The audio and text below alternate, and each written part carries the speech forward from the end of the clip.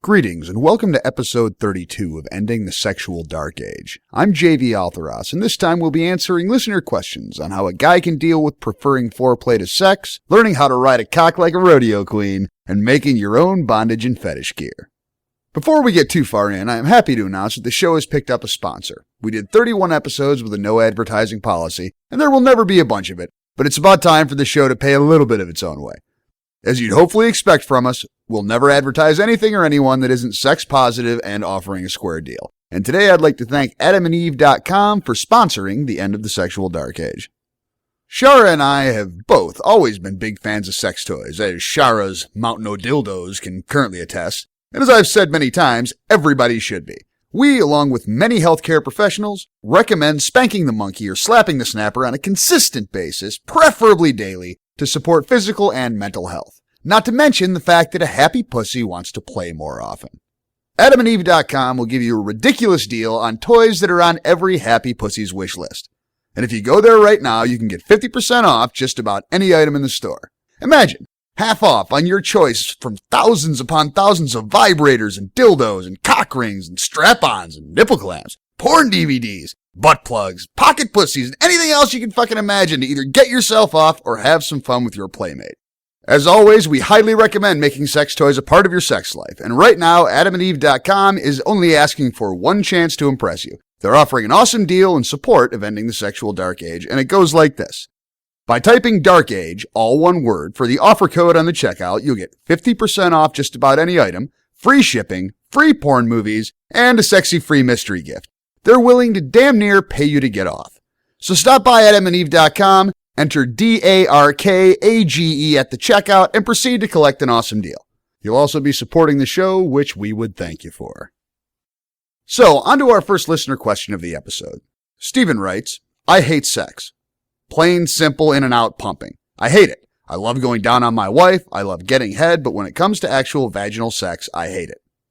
It's not that it's uncomfortable or hurts or anything, I just don't like it.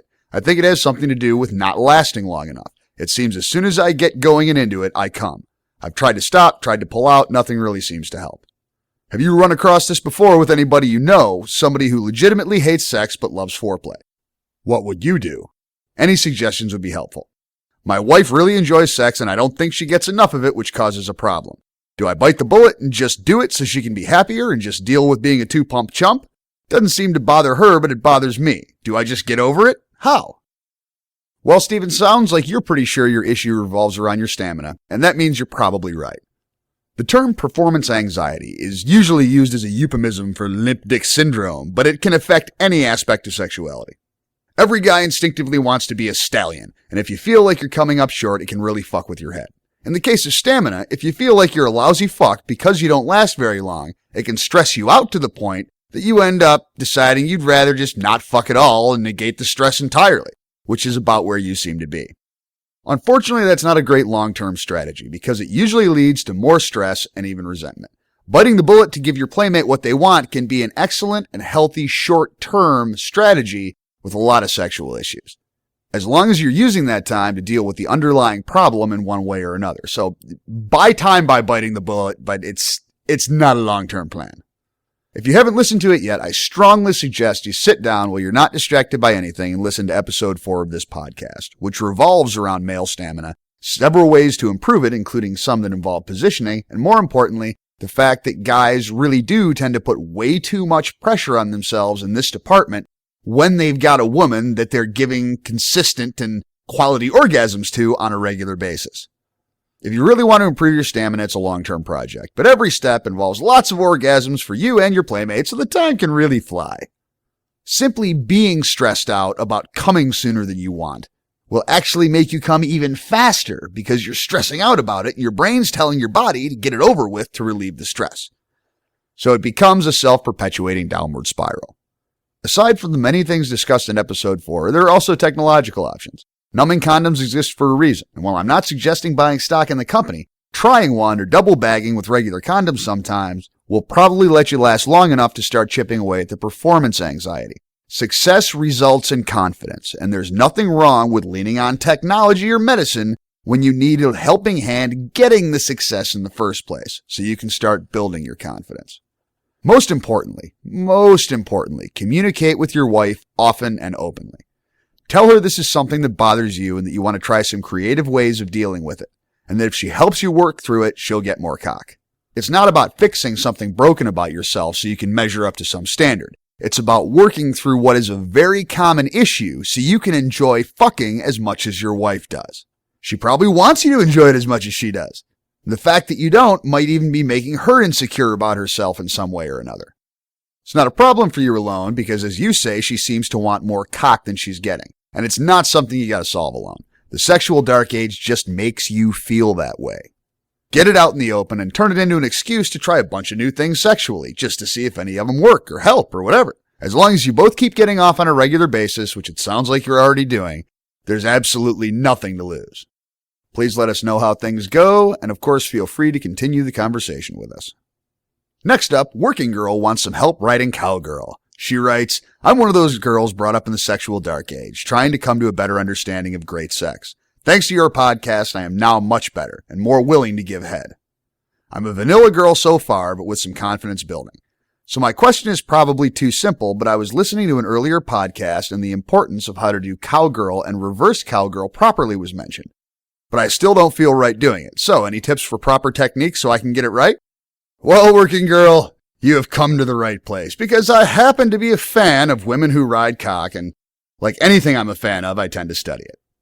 I've personally taught many women how to ride a dick because they just didn't know how and weren't comfortable doing it before I took the time to patiently show them, and that's really all it took. A lack of pressure and a little patience. Here's the thing. Riding cock is a skill, just like riding a bike or swinging a golf club. It's a matter of teaching your body how to move in a certain way for a certain reason and to do it naturally without you focusing on it. It's not something anyone is born being good at, just like everything else with sex, so you should approach it exactly like any other skill you might want to learn. You also need to practice and experiment to develop your own style. Fucking is like signing your name. Everybody's basically doing the same thing, but there's a ton of room for personality. It's important to be honest with whoever you're fucking and just say, I want to learn how to be good at riding cock, and I need you to just lay back and let me practice without putting any pressure on me while I'm learning. Believe me, most guys will be more than happy to help. Stunt cock to the rescue. The skill itself all starts with geometry. Picture the angle of a hard cock on a guy that's standing, and picture the angle of your pussy. These angles are both important when you're learning how to do cowgirl. It's easy to picture it just as bouncing up and down while your back is straight and he's under you. And the language we use, riding cowgirl, it seems to imply that. But that's how sometimes language will fuck with us. If you're riding regular cowgirl and you picture the angle that pulls the guy's cock into, you'll realize it's about 90 degrees off the natural position when you're at the bottom of your stroke. It can be a great thing as part of your style, but if it's the only thing you're doing, it will probably end up physically uncomfortable for both of you to some degree.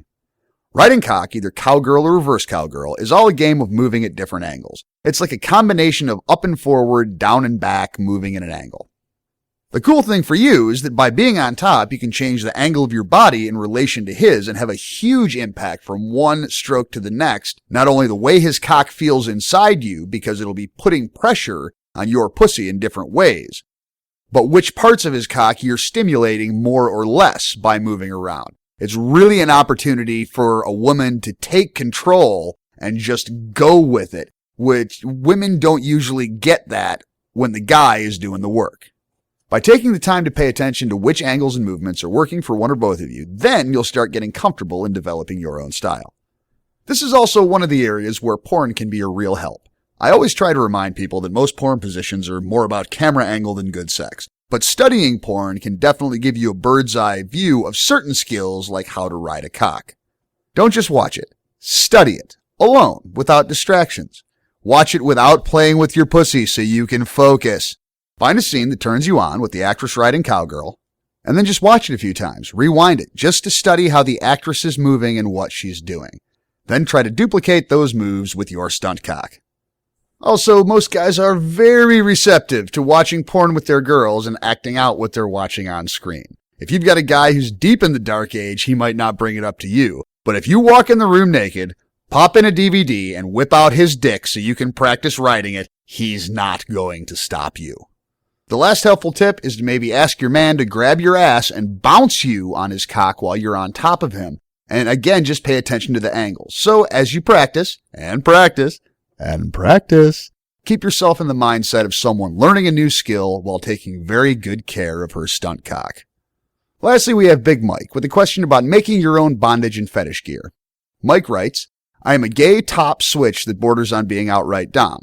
My boyfriend and I have not regulated the relationship of dom-sub enough to meet the description of dominant and submissive, but we have been towing the line.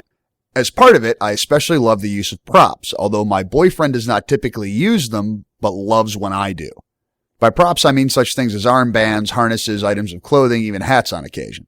As a creative person, artist and writer, and one without a high income, line cook and cashier, I prefer to make more custom props for myself to wear. I crafted a makeshift harness, and I'm working on an improved version of it. You have mentioned in previous podcasts some basic tips for buying toys and other props, including preference for stainless steel and for surgical stainless. In that spirit, I am working with stainless steel chain for the new harness, purchased from a hardware store, and intend to use leather straps or other bits of metal to bind the chains together. I was hoping that you would have advice on homemade toys and props, including everything from what to do or not to do all the way to what materials work best and are easy to come by. Anything that might be especially dangerous or risky would be of special interest. Well, Mike, making your own fetish and bondage gear is something of a time-honored tradition. One big benefit is that you get exactly whatever you want. Your email inspired me to put an entire episode on the docket for later this year on making your own gear, which is something I've done a hell of a lot of. Once I really started thinking about your question, I realized it's a topic that deserves an entire show because there are so many options and aspects to it. I'm going to lean towards talking about fetish wear here instead of bondage gear since that seems to be your vibe. Saving money can be a huge benefit if you're strapped for cash like a lot of us are. And people selling $400 leather and chain harnesses use the same chain you're getting from the hardware store. When you're talking about wearable gear, you don't need to worry much about types of metal as long as nobody has any allergies. The skin is an excellent barrier, and most concerns about toy materials really only come into play regarding insertion and subsequent cleaning. A good rule of thumb is just to realize that it's very difficult to effectively sterilize any porous materials like wood or leather if fluids get a chance to soak in. Since you like working with metal, it's a good idea to get a few simple tools to help you out, including a set of small files to let you clean up sharp and rough edges, maybe a small vise that clamps to a table, along with a few pairs of pliers and a hacksaw. With those few tools, $30, $40 worth, and a decent hardware store, you can accomplish amazing things, and not one of them is expensive. Pet supply stores are also an awesome place to pick up interesting gear on the cheap. I've got a dog walker harness that connects two collars with a central ring for a leash. Lots of fun at parties, and it cost me like $10. If you're doing anything with leather straps, you should check out leatherworking supply stores online. You can get rolls of primarily synthetic leather in the long rolls, but you can get rolls of leather or synthetic leather in various widths, various types of leather. Not all that much money since it's mass produced. And some very realistic synthetics that are pretty easy to work with. For basic leather goods, you'll want a set of cheap hole punches and maybe a rivet setter. Also, a few bucks each from any leatherworking supply. Rivets and whatnot are ridiculously cheap and pretty easy to work with. In fact, leatherworking supply houses are an awesome place to get all the buckles and D-rings and O-rings and all kinds of other miscellaneous little metal attachment type crap that you can never buy any place that actually sells the chain and the rope and the other kinds of metal stuff. So find yourself a friendly leatherworking supplier and you will be shocked how cheap some of that stuff is. You will be shocked. And these are the places that sell all the stuff that goes into those $400 custom expensive harnesses that you sometimes see people wearing at the club. Actually, I say $400. Some of that shit is so much more expensive than $400. But you'll be shocked how cheap it can be made if you can develop the skill and take the time. Well, guys, I got shower here, but this can be entertaining because we're both really fucking tired. And I'm just a little giddy. Just a little. It's been a long couple weeks. Okay, so the first listener mail item for the show is Steven. Yes, it is. Now, you read his email. I did. And you saw what I was talking about earlier. So do you have anything to add? Any suggestions or any personal experience specifically? Have you ever had a guy that you fucked on a regular basis that had stamina issues? And if so, was there any solution found there? I can only think of one, and we did not come up with a resolution. But I will say that I think your suggestions were very helpful. And I will also say that if I was his woman, I wouldn't mind being licked day in and day out and keep on going. And, I have toys, so there's ways to make things happen in the meantime. Well, I mean, I can see his point, though, and I can see his concern, because while I don't know many women who would turn down getting their pussy licked on a regular basis. It's not going to happen here. I said it's not going to happen here. What's not going to happen here? Turning it down. Right. Yeah. Okay. See, that's wake up there. Yeah, wake up. I was like, what do you mean? I lick your pussy all the time. Tell you what, as soon as we're done here, I'll show you what I was talking about, okay? And you can work on it for a while. Well, yeah, but I mean, say for whatever reason, I was feeling insecure and I didn't want to give you cock anymore. Well, there'd be a problem. Yeah, so that's his concern. Obviously, we don't know his wife, but it's a legitimate concern. But if you're licking me, I'm going to be happy. I'm a happy girl. Right, well, that's kind of one of the points that I was making. It doesn't necessarily mean she's unhappy. Even if she would be happier with more actual cock, doesn't necessarily mean she's unhappy, but obviously, he's got some inner struggle going on with that. So that's what he needs to focus on working through. I don't mean to... Cock rings, don't those help? They can help for some people. When I tried them, when I tried that cock ring when we did the sex toy episode, I wanted my money back. That was fucking lame. It was the lamest orgasm possibly to ever. No, I can't say that. I've had some pretty strange experiences, but it was pretty lame. But strange and lame are two different things, and lame you never had with me. So I want that very clear here, everybody. Except when I was wearing that fucking cock ring. Well, except for that cock ring, but, but that was something that you just, obviously we're never going to use one again. Not on you anyway. Yeah, I just don't see. So I didn't see, he didn't try that, has he? The way he wrote his original email, I kind of got the feeling that he probably has not listened to episode 4, which it's starting to get easy to forget. This is episode 32 now, Congratulations. So there's a lot to catch up on for people who are joining the game a little bit late. So, yeah, now I'm surrounded by pussy. Hello, kitty. Would you mind if we do some podcasting here? Not at all, she says. I just want everybody to know I join in too. If she could talk, she'd be speaking. Yeah, it'd be a different world if I couldn't fuck with my cats watching me, because, they watch all the time. They do. And I have known people who got, creeped out by pets watching while they're fucking. Well, they like to lay right there while you're fucking me. Bad news right now, I know. And, no big deal, because we're used to Shara making that noise day in and day out. But they also know that that's my happy girl noise, so. All right, so anything else to add for Stephen? I would be interested in knowing, you didn't say, you mentioned about him going to episode 4, but I didn't hear whether or not he mentions it, because I didn't see it in there. Oh, no, he didn't mention it. Well, that's kind of what led me into talking about how many episodes there were.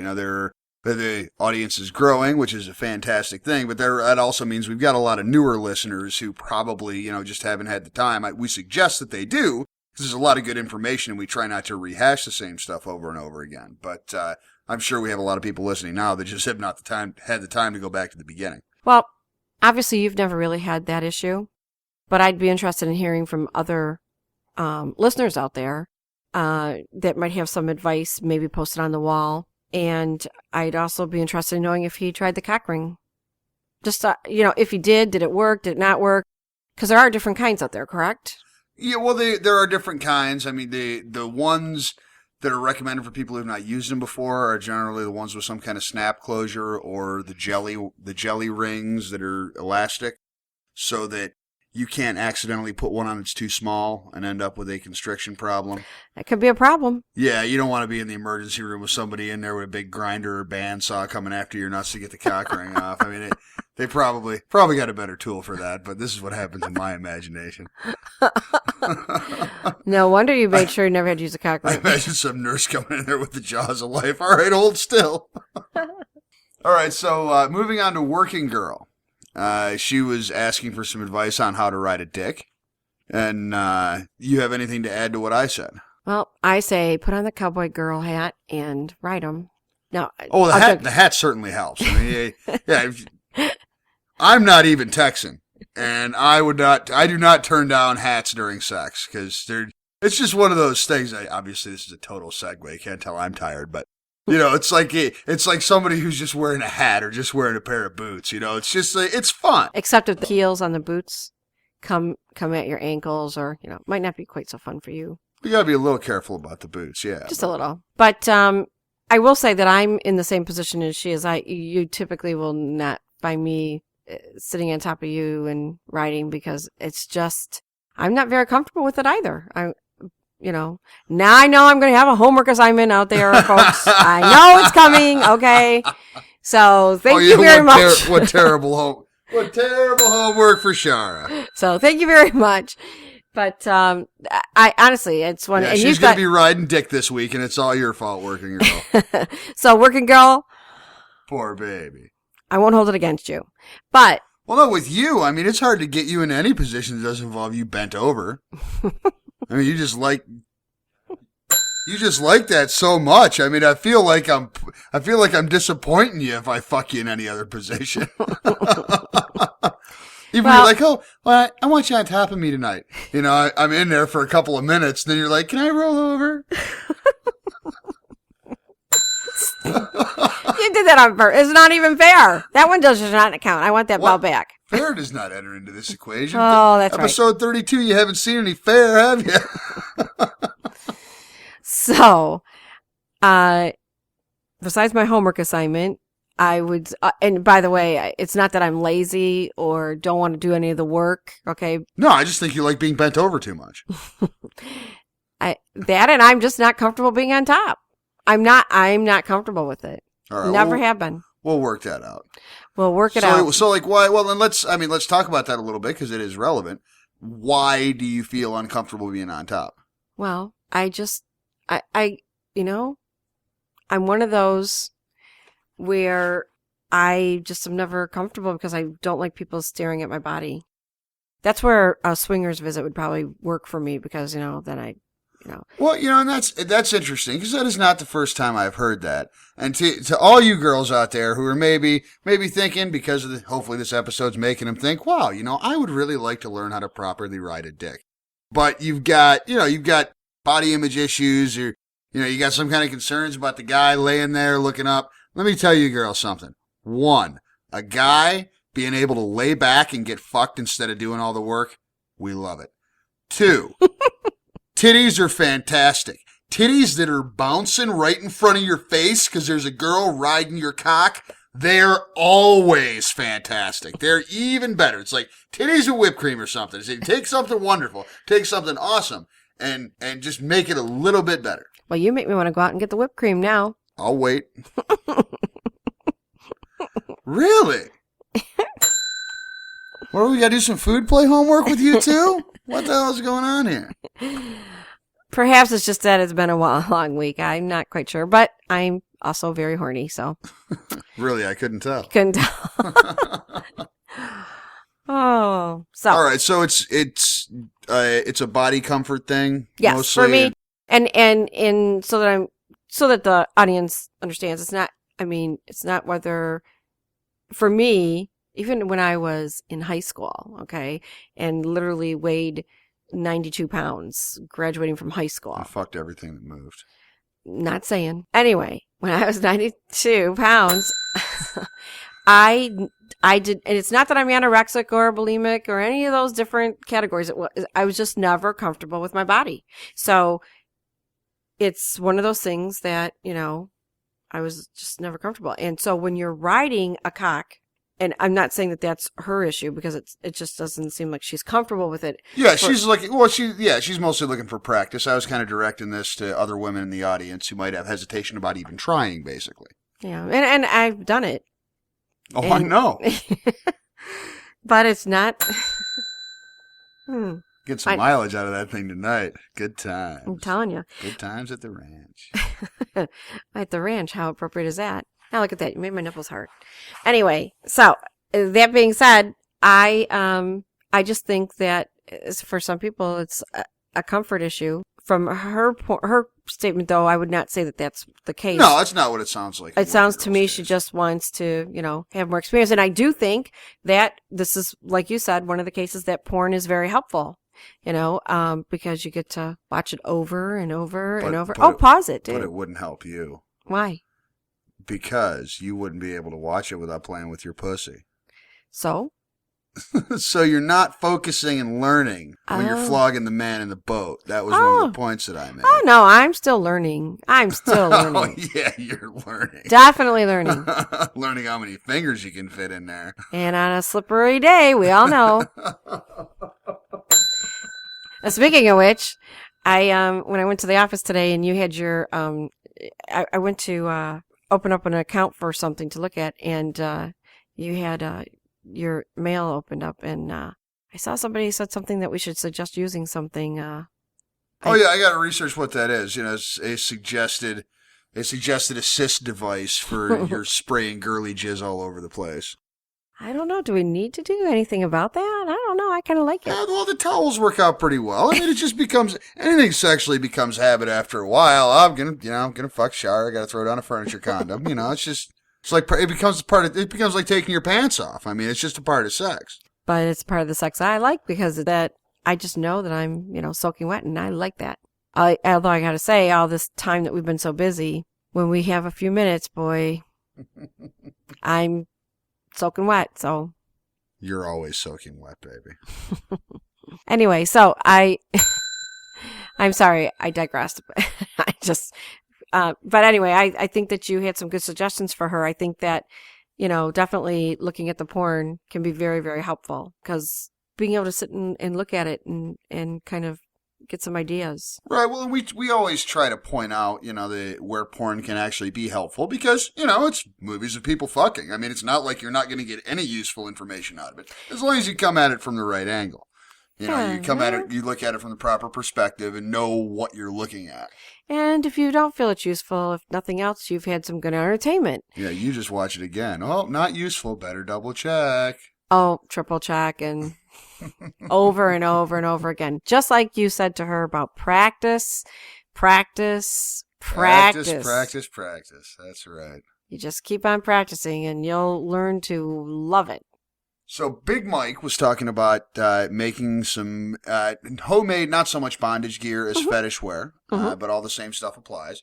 Now, obviously, you're very familiar with the crazy shit that I make, and I'm going to do, as I mentioned earlier, an episode on making your own bondage gear sometime probably late in the summer. So I think that'll be fun. I think it'd be a lot of fun, and I know all about it, your toys, because you made me use them all to test them out. Well, you remember that weekend I was making all the rope? I thought about it when I was reading the email. Yeah, I have to try and figure out how to do this. Maybe I'll get a little video camera and put YouTube videos up, because the way I make that rope shit, I don't know if even photographs would do anybody any good. I think videos would be a lot easier. So your project is to find me a little video camera that I can use to take videos and then upload them to YouTube, so I can teach people how to make some slick rope toys. And I'm talking about floggers and slappers, restraints that are entirely made out of rope, no metal. They're just made with rope and fire. Right. And how much time do you think you need on the video for that? Oh, well, I'd probably do various videos for different items. There's several different kinds of floggers and. And how long would it take you, though? I mean, I would have to make a couple to practice before I'd want to videotape it because it's been a while, but no more than 5 minutes apiece. Okay, because my camera has the video on it, but once you put the pieces all together, it flows nicely. But I think my other camera may have no limit. All right, cool. But yeah, so we'll try and get that together and maybe start recording some of the videos or something. Just because rope is fun, it's cheap, nylon rope. You can do amazing things with nylon rope if you're comfortable with fire, and we all know I'm comfortable with fire. Boy, do we know. Yeah, what did you want to be when you grow up? A fireman. Yeah. Not the kind that puts them out, though. But you have known a lot of various people in the scene. Have you known a whole lot of people who make a lot of their own clothes? Mm-hmm. I do. Any tips and tricks for doing it on the cheap? Well, first of all, depending, leather, some people, have leather works and things like that where you have a variety. And leather goes on sale. So sometimes when you buy it in a massive, if you can afford it. You know, and that's another point. You know, you can, if you're being creative, once you have a few leather working tools, I am not myself an expert leather craftsman. I have a very good friend who is. Yes, you do. Which is quite helpful. He's wonderful. And he calls me for, weird metal fabrication stuff. But I've got a good friend that makes jewelry. He's an artist that works in a lot of media. One of them happens to be leather. Beautiful work. Beautiful work. Yep. But once you start working with leather a little bit, you'll never throw away another piece of leather. One will never go to the Goodwill. And hides are so expensive. If you're just making weird, fun shit, you can get like old leather jackets at the Salvation Army for a few dollars. Well, that one dominant that had issues with, and yeah. I had a really old, beautiful blue leather. Long. It was given to me from my mother, and so a blue leather trench. Blue leather. Did that come with a pair of leopard skin pumps or something? No. It was very popular in the day. Anyway, I wanted to make a leather flogger out of it, so he said he would do it, and I never got all that stuff back. I never got the blue leather flogger. Douchebag. Mm-hmm. Yeah, it was very cool. So anyway, but yes, so, and of course we all know about the metal toys and. Yes. Yeah. Well, and I'll take some pictures of those too. But there's a lot of the stuff that I make as far as metal toys is not going to be all that helpful. I mean, I'm sure there are plenty of people who would enjoy seeing it, but it's not going to be all that helpful because the average person can go out and buy some leather working tools or go out and buy a hacksaw and, work together some stuff from the hardware store. But the average person just doesn't have the tools to do what I do. Correct. So, but leather, like I said, at a leather store, even they have all the, the little buttons on each end and the snaps and all that. Yeah, that was one of the things I mentioned. How ridiculously cheap all those little trim things are that you would never imagine. Right. Rivets, bag of 500 for $6. It's amazingly cheap. So, yes, you can do that, and there's all kinds of different things if you watch, and even on the website, if you do Google for leather-made toys or leather-made clothing, or fetish leather-made clothing, you'd be amazed at all the different results you get. Interesting. So you mean not that I do a lot of patterns and instructions and stuff and that sort of thing? All kinds of. Mm-hmm. Not that I do a lot of research on that. Once again, Google comes through. Yeah, I know. Wait, I've never seen you pick up a fucking needle and thread. What are you doing researching that shit? Because if I had the time, I would do it. Oh. And I have a friend that owns a leather working. She makes all kinds of leather clothing. So she has a lot of friends that ride bikes, and she has a lot of people that have the leather fetish, and so she does really nice work. All right. Well, that pretty much wraps us up here, I believe. We do have some birthdays. You want to go through the birthdays? Fucking lot of birthdays today. Today, as we are recording this, it is June 14th. And we have 3 birthdays today. We sure do. Dark Donna. Yep, Dark Donna was June 10th. And Talal? Yeah, so I'm going to say Talal. Talal Babakar, I think. Please feel free to email me insults if I mispronounce your name, but I do my best. That was June 3rd. Yep. And Daniel de Alba, Tilly Rivers, and Zach Mormon today. So happy birthday to everybody. Happy birthday to everybody. And make sure you either get your birthday spankings or give them to somebody else. And also a shout out to Belinda. She was kind enough to Facebook me this morning and said, "Hey, Shara, it might have been yesterday, but I've been so busy. So thank you for that nice little shout out. I'm getting back to you, Belinda, soon." So you're going to be back on Facebook again soon? I feel like I haven't been on. Like I theoretically am. Yeah. It's been crazy, just crazy, which is a good thing that it's been busy for us as it has. Yeah. One more thing before you leave. This is our first episode where we have actually brought on a sponsor. Yes. I had some fun doing the ad. They encourage you to get the message across and then write your own stuff that your audience will be interested in. And I think I brought the funny a little bit. I think it's probably one of the better sex toy advertisements I've heard in a little while. Well, I have to say that I did go to their site to check it out. And they have some nice toys that I think Shara should, test out. Could be why I'm so tired. Killed another dildo. Just throw it on the pile in the back. Bring in reinforcements. They have some very interesting toys on there. They do. That, They have a lot of really cool stuff. They do. So very, very interesting. So seriously, I've got to go check some of those out and pick up a couple, make an order. I know the hard work you do on behalf of, people who make batteries. The way you have to look at it is that every toy needs a home. And there's so many toys out there. And I want to help those poor lost toys. So you're running a foster home or something? Every toy needs a home. I run an orphanage.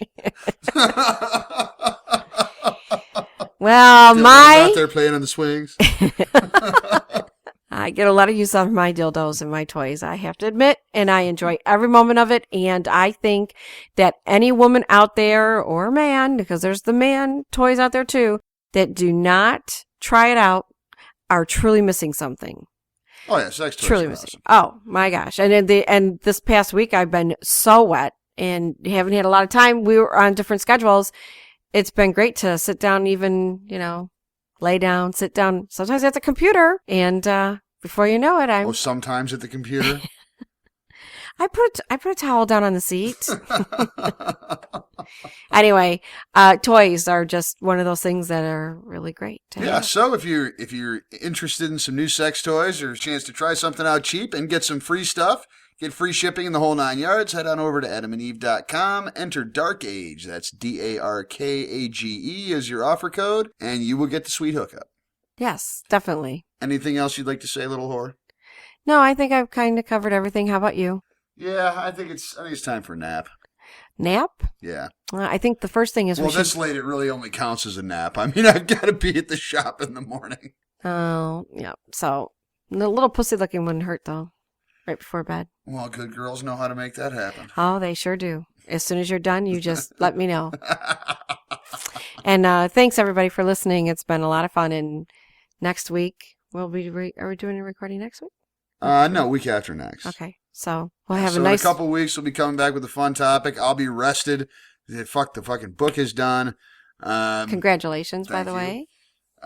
So I will be... I plan sometime in the next 96 hours to be more rested. There's a lot of other stuff going on, so I'm not sure exactly how I'm going to accomplish that. But sometime before the middle of next week, I'm going to be rested. I'm already working on the next episode. Yes, you are.